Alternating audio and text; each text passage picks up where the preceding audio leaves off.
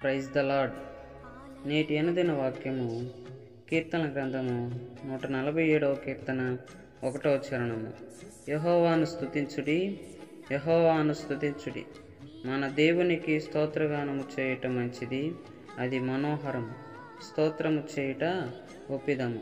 ప్రభునందు ప్రియులైన దేవుని బిడ్డలారా, దేవుని స్తుతించడం అనేది మన జీవితంలో ముఖ్యమైన భాగము. వారమంతా మన సొంత పనులు చూసుకుంటూ జీవితం వెళ్ళబుచ్చే మనం ఈ ఆదివార పునరుద్ధాన దినమున దేవుని మందిరంలో చేరి ఆయనను స్తుతించుట అనేది ఎంతో అవసరం. అది ఎంతో గొప్ప భాగ్యం. అది దేవుని దృష్టికి ఇష్టమైనది, అనుకూలమైనది.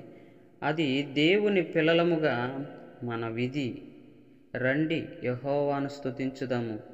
రండి, సర్వోన్నతుడైన దేవుని సన్నిధిలో చేరి మన దేవుని స్తుతించుదాము. హల్లెలూయా, ఆమేన్.